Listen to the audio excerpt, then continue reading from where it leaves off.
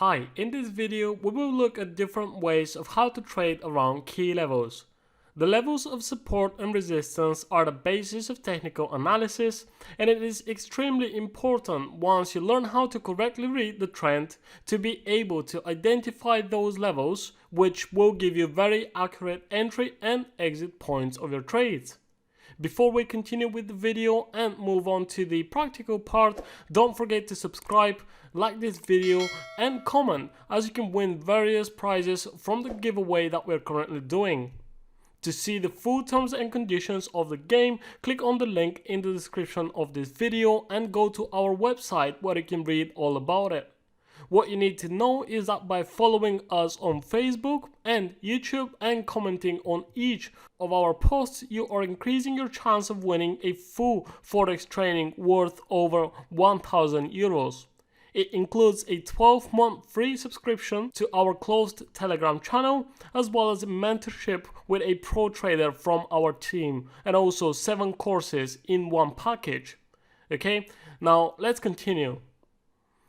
What are the support and resistance levels?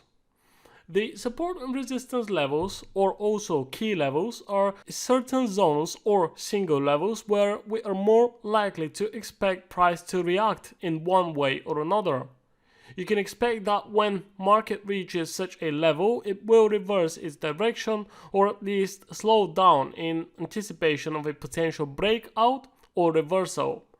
If, on the other hand, you have set a key level on the chart and price breaks through that level without any effort whatsoever, then this would be a sign that you can more likely expect to continue in the same direction and reach the next such level.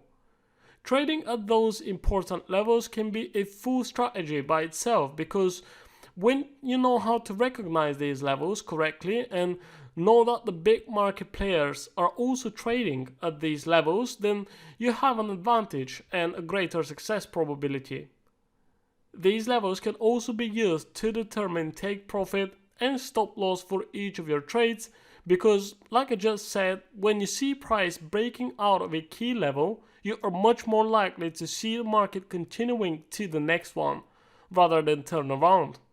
Okay, around these areas of support and resistance, there will often be a market reaction, such as sideways trading, chart patterns, or maybe even candlestick formations that will tell you what might happen next. This way, when you have a strategy and you're looking for clear signals from the market, and you have built parameters of your positions, and you have in mind the trend of the instrument you're trading, you will be able to build a profitable way of trading, because these are the things that every big player looks for, and they always work. Now, let's look at the levels of support and resistance, see how to recognize them, why they can be zones instead of single levels, and how you can take trades from them. Of course, if you want the full course in which we show in detail how to find perfect entries from these levels, you can visit the course section on our website and find the support and resistance course. You'll get 160 minutes of video training on everything you need to know how to build the right strategy, as well as 2 hours of mentoring with a pro trader from our team. Support levels. Support levels are the levels below current price. They indicate support for price, and when it reaches them, we can expect to see market bouncing off of them. Okay, so let's move on to the chart. Okay, now if you're a total beginner, it's probably not easy to spot those levels at first, but with practice and more experience, it will become really easy. And this is going to be the first thing that you will do as soon as you open up a new chart. Okay, so we're looking at the New Zealand dollar here. I'm currently on the 4-hour chart. Now, something that I should mention before I start is that the higher the time frame is, the more reliable those levels are, and they're more stronger. Okay, the lower you go, those levels, they tend to get violated by price pretty often, which means they're not really that effective as they would be on a 4-hour time frame, on a daily time frame, and anything higher than that. Okay, so like I said, we're looking for support levels down below current price level, which is up here. This is where live market is. So we're looking for key levels below this one, and we want to see where prices stopped before, where it has reacted already. Ideal case scenario is we want to see more than just one reaction, and also really the most obvious ones first, and then we can add some more. But to be honest, I don't think you should have 5, 6, 10 support levels on one time frame only. I believe that just a few levels is enough, and what we're gonna do right now is we're gonna identify our support levels here on New Zealand dollar, and you'll see how that works. Okay, so like I said, first we can start off with the most obvious ones. Now we've got this bottom right here. Just gonna make that line a little bit thicker so we can see it easier. Okay, this is the first low that we see down here. Now from here, we had an upside move that has started. So we had a downside move before that. The market reacted at this level and it pushed back to the upside immediately.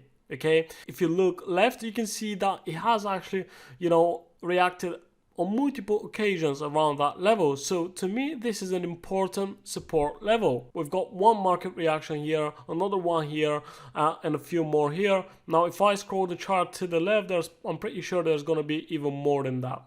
Okay, so if we carry on to the downside and we start looking for other levels, I'm pretty sure we can find a few more. Now, even this one here, although it's just a minor level, again, you can see it shows that market has reacted at this level before as well. It has done it a couple of times here, a long wick piercing through that level. Okay, another market reaction here. So really, you can plot that level as well if you want to, or you can go without it as well. But it kind of makes sense because it was broken above that level, then price pulled back to that level, and then from here it made that upside impulse, taking price all the way up here.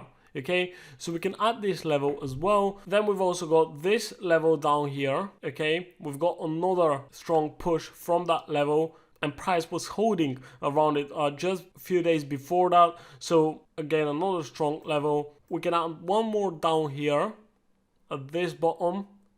And then probably the most obvious one will be this one down here. Okay, so there's also, maybe a few more levels in between those. There's one here. We've got two highs formed at this level. We've also got this low right here. So we can add that if we want to. And if I have to be honest with you, what I like to do is to use zones and not just levels. And why is that? Well, that's mainly because right here you can see that we've plotted a level just on the bottom, right? But that market reaction didn't just happen just at that level, okay? It rather happened, you can see the wicks every time it touched. There's wicks either to the upside or to the downside, okay? So what I like to do in this case is I would like to include the wicks inside of this level as well. So I like to go for something like this and expect for price to come and retest that zone. And if I only have a single level right here, as soon as price pulls back to it, it could come below it, and I'll think that the level has been broken and I should see market continuing lower, reaching the next one. When in fact, if you have a zone instead where you see you've had wicks on multiple occasions before, I can expect the same thing from the market now. So even if it comes to the bottom of the zone, that to me doesn't mean that we've broken below that level. Okay, it just means that I'm giving the market some time to react accordingly and let me know if it will reverse back to the upside or if it will actually break below that level. Okay, also something else with key levels is that once a level is broken, so let's say we're looking at support levels in this case. So let's say once price breaks below a support level, like in this case here, and we have a clear close below it, and then we can see the pullback happening, we could expect for that support level to now act as resistance. Okay, so you can see that clearly here. We've got a break below that support level or support zone in this case, right? It was acting as a support for price before. It then got broken, price then comes back to that support level and it now acts as resistance, pushing price to the downside. Okay, same thing in the opposite direction as well. You see market breaking above resistance, right? In this case, this is now a resistance because it is above price action. So let's say we're looking at price action down here. We don't know what's going to happen next. We see market breaking above that resistance. It then comes back to retest it. And what happens? It uses it as support. Okay. So in this case, we will be looking for a market continuation to the next resistance level, right? I hope you don't get too confused, but we're gonna go through a few more scenarios. I just wanted to show you how I find those support levels and why I like to, I prefer to use zones rather than single levels. Okay, same thing here. I've got multiple wicks to the downside, so I would rather use a zone and not really just a single level. And I would go for one of these boxes on each one of those levels, and I would just wait for price to break below or above one of those key levels, pull back to it, and then give me an indication if it will continue to the same direction or is it actually going to reverse. Okay, comment down below if that's how you find your support and resistance levels. Do you trade off of them? And just get engaged in the comment section so you can increase your chance of winning a full forex training from our website. Moving on to resistance levels. Resistance levels are levels above the current price of the instrument. They're like a roof for price, and when it reaches them, we expect that it can break above it and continue to the next one, or it can reverse and turn around to the downside. Most often, the trend from the higher time frames will tell you whether to expect a breakout or a reversal from a key level. Right, again, let's have a look at the chart. So again, we're going to have a look at the 4-hour time frame. This time we're looking at euro dollar, and we want to see where is the next resistance for this pair. Basically the next important level for price action above current price levels. Okay, so I'm going to start off with this one up here, which is just the next high above current price levels. Okay, I'm going to extend this line right here so we can see how this level performed in the past, and we see that we did have multiple market reactions here again. Okay, the next such level is just up here. Okay, like I said, I want to include in the wicks as well, and that's why I'm drawing those zones. Right, we've got another resistance level just above it up here, and that level also performed very well with past price reaction. Okay, got another level up here, I've got another one up here, and finally the most obvious one, which is just right at the top. Okay, quite a few levels on this one, but what you need to try and do is to see what is the logic behind those levels. Now let me just check off those two. Why am I looking at those levels and why are they so important? You see, every time price pulls back to one of those levels, it pushes to the downside.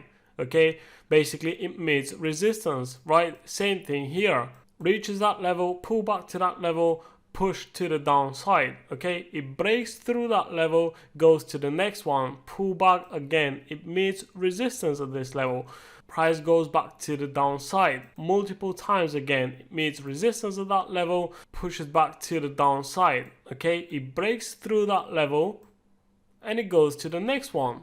Okay, so that's how strong they are, and that's why I'm saying that only based on those levels you can build a winning strategy. And now we see that market is currently holding, kind of sideways, and it's not creating any lower values.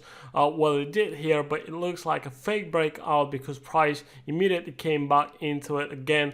So if we see market going back to the upside, now we're going to be looking at each one of those levels, and we would expect for price to, kind of react around them. So if it breaks through one of those levels, we're going to be expecting it to reach to the next one. Okay, if it doesn't reverse to the downside but it breaks through again, then obviously we're going to be waiting for the next one. And that's how you can place your take profit, your stop loss as well. That's what you can base your entries on. But those levels are very powerful, and they'll guide you as to where price could stop, reverse, or potentially gain some momentum. How to trade off those levels? I will show you some examples of trades from these key levels. And in our full course of support and resistance trading, you can find two precise and clear trading strategies. One is called the pullback strategy, and the other one is the breakout strategy. You will learn exactly how to find clear entries, where to place a stop and target for maximum results as well. Right, so let's have a look at this situation that we currently have here. Now, like I said, you can always look for support and resistance on the higher time frames to find those key levels on the chart, but also you should have them on the time frame that you're trading on. So if you're executing your trades on the hourly chart, for example, then that means you should be looking for those key levels here on the hourly time frame as well. Okay, now we've had this move to the upside, and then that trend kind of reversed with this downside move breaking below this previous support right here, which is also a level, creating a lower high, and then recording lower values after that as well when it finally broke below this next support down here. And I'm not going to place a single level right here because, as you can see, this support includes all those wicks. So we've got one up here, we've got another one down here. So what I'm going to do is I'm just going to take the rectangle again, and I'm going to draw a zone right here to kind of map out where I'm expecting for price to pull back to next. Okay, so I'm going to move that level right here, and what I'm going to do next is I'm going to move the chart slowly so we can see what price action does next. But we've got this drop to the downside, and what we could expect now is for price to stop at the next support level, which at first it was down here, and we want to look for potential entries. Now the first one could be the breakout straight away, because if we look at this situation right here where the breakout happened, right, and this is on the hourly chart. Now if I pop down on the 15-minute time frame, it's gonna find this breakout, so it's right here. Okay, and if we come down to the 15-minute time frame, I'm gonna zoom in a bit more, you can see that we've got a retest, and then we've got a bearish engulfing candle right here, giving me an indication that this downside move should continue lower. So this is one way to look for potential entries. Straight on the breakout, it can drop down to a lower time frame, and this wick right here is actually a candlestick pattern formation that we just saw on the lower time frames. Okay, this wick right here. So let's see what happens next. Now we've come down here, price is stopped at this level around 1.8626. It then made a pullback to previous structure, and it pushed to the downside again. Okay, so I only care about key levels. I don't want to look for those minor levels in between. So what I'm going to do is I'm going to carry on, and now I can also take another rectangle too. So I'm going to use this one, and I'm going to place it down here where I've got my next support level.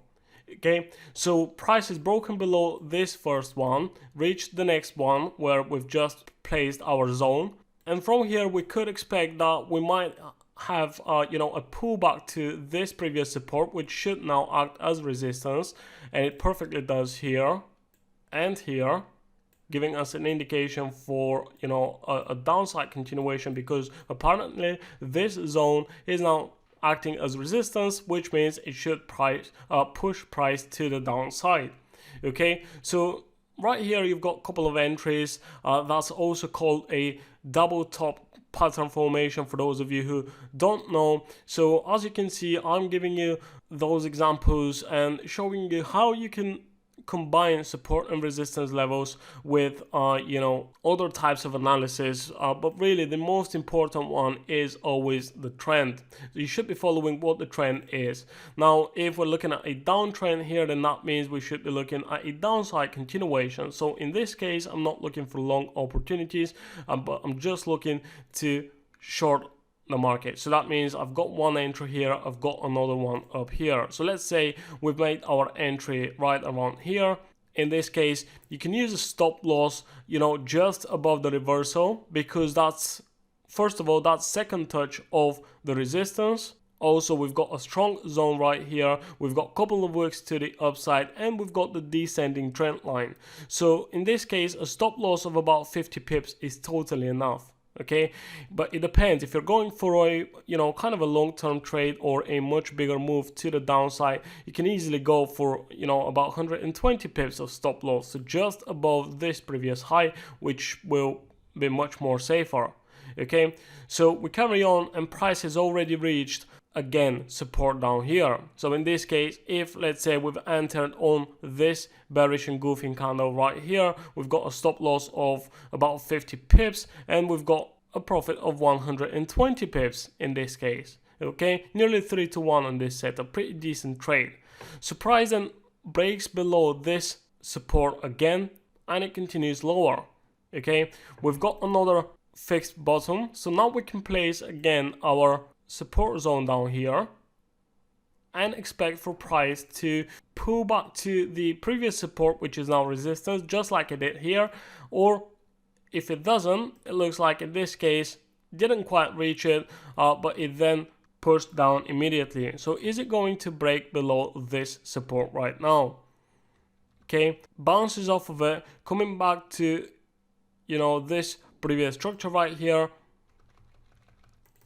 and in this case it actually tests this previous resistance right here as well again. Okay, giving us a perfect indication for a downside continuation. We've got a nice pin bar here, long wick to the upside, and then we've got a strong bearish engulfing candle, taking price lower, right? So we could expect a continuation to the downside. That's what happens, and then price breaks below this support right here.